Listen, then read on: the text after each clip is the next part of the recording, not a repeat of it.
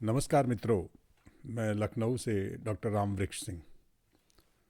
कई बार मुझे लगता है कि हमने सिद्धांत तो बहुत सारे बना लिए, शब्दावली बहुत प्यारी प्यारी गढ़ ली, लेकिन जो उसका निहितार्थ था या सार तत्व था उसको हम समझ नहीं पाए। अब जैसे कंपैटिबिलिटी को ही लीजिए, क्या हमने कंपैटिबिलिटी के वास्तविक अर्थ को समझा है? इसको और भी गहराई से देखें तो थोड़ा सा विवाह की संस्था पर दृष्टि डालें। आजकल खासकर भारतीय समाज में बहुत सी वैवाहिक विसंगतियां देखने को आ रही हैं। ऐसा क्यों हो रहा है? हमारे यहाँ 36 गुण मिलाने की बात करते हैं। गुण मिलाएं या गुणों की आपस में अनुपूर्ति देखें कि वे एक दूसरे के पूरक हैं या नहीं हैं। मुझे लगता है कंपैटिबिलिटी की जब हम बात करते हैं तो पूरकता की बात करते हैं। जैसे गियर, एक गियर के जिग में दूसरे गियर का जिग फंस जाए और एक गियर चले तो दूसरा भी अपने आकार के अनुसार चले। ऐसा नहीं कि दोनों के जिग आपस में फंसे ही नहीं और परस्पर घिसते रहें, गति कुछ भी न पैदा करें। हम करते क्या हैं? हमें अपनी बेटी और किसी युवक का विवाह करना है तो हम क्या देखते हैं कि हमारी लड़की शिक्षिका है, चलो कोई शिक्षक लड़का ढूंढते हैं। तो उससे होगा क्या?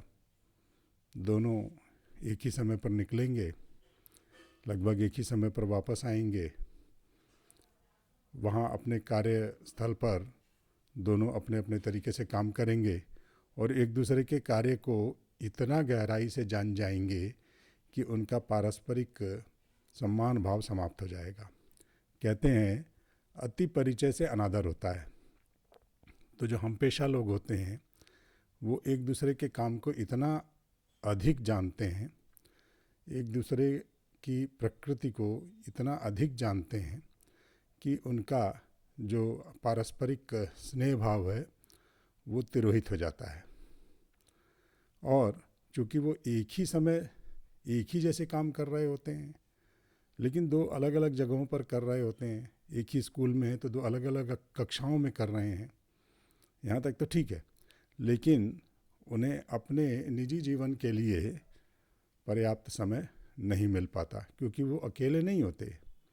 कालांतर में उनके बच्चे भी होते हैं, उनके सास ससुर भी शुरू से होते हैं।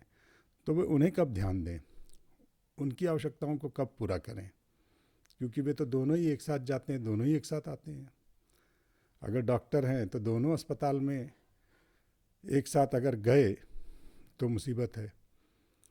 अगर दोनों बैंक अधिकारी हैं, उनका कार्यालय एक ही समय शुरू होता है और लगभग एक ही समय बंद होता है, तो काम तो वो अच्छा कर लेंगे, लेकिन उनके जीवन के जो दूसरे पक्ष हैं वे तो पूरी तरह उपेक्षित रह जाएंगे। तो इसे कंपैटिबिलिटी कहेंगे क्या?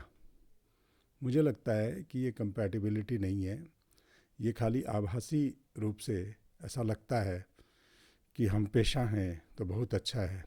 मुझे लगता है कि विषम पेशा हों, एक कुछ काम करे, दूसरा उसको कॉम्प्लीमेंट करने वाला काम करे, उसका समय ऐसा हो कि दोनों में कोई टकराव ना हो।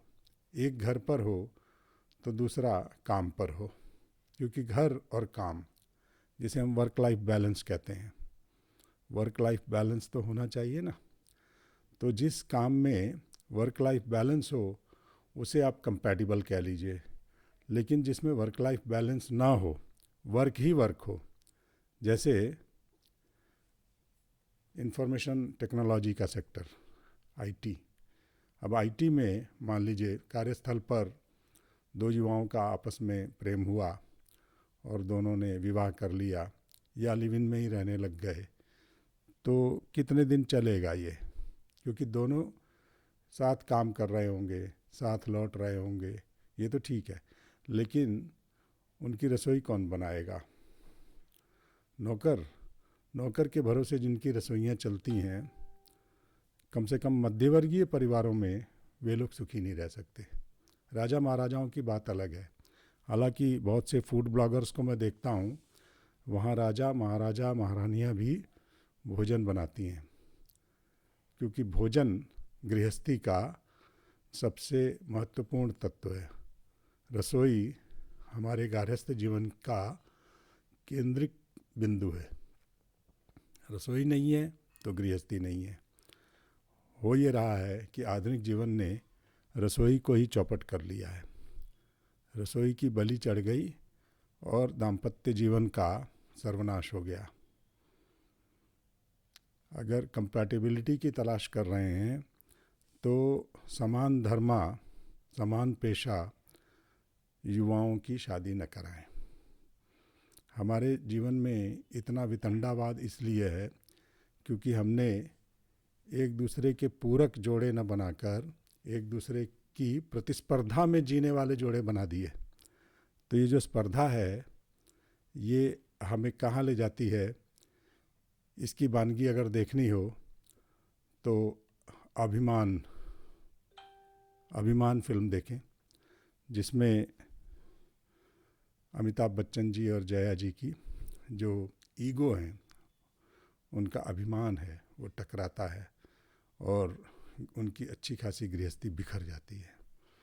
तो ये जो तत्व हमें अभिमान की ओर ले जाते हैं, हमारी ईगो का पोषण करते हैं और ऐसा पोषण करते हैं जो अनुचित है। उचित मात्रा में ईगो का होना बहुत सही है, लेकिन अनुचित मात्रा में ईगो हो जाती है तो वो हमारे लिए नुकसानदेह है। तो जब हम समान पेशा लोगों को विवाह बंधन में बांधते हैं तो कहीं ना कहीं वहीं पहुंच जाती है बात। लोग कहते हैं हमारी बेटी भी तो उतना ही पढ़ी है, तो वो रसोई क्यों बनाए। बिल्कुल सही है। अगर आपको गृहस्थी का सुख चाहिए तो विषम धर्मी लोगों का विवाह करवाइए। ये हर जगह है। आप थोड़ा सा नमकीन खा लें, जैसे भोपाल में मैंने देखा पोहे के साथ जलेबी खाई जाती थी। जलेबी पोहे को कॉम्प्लीमेंट करती है, बहुत अच्छा लगता था। इसी तरह अहमदाबाद में फाफड़ा जलेबी खाई जाती है। फाफड़ा नमकीन, जलेबी मीठी। ये जो मीठा नमकीन का कॉम्बिनेशन है ये बहुत अच्छा है, लेकिन अगर आप मीठे में मीठा जोड़ दें तो क्या बहुत स्वादिष्ट लगेगा। मीठा खाने के बाद एक और मीठे का खाइए, आपको मीठे का स्वाद ही नहीं आएगा। तो अगर ज़िंदगी में स्वाद चाहिए तो मीठे और नमकीन की जोड़ी बनाइए। धन्यवाद मित्रों।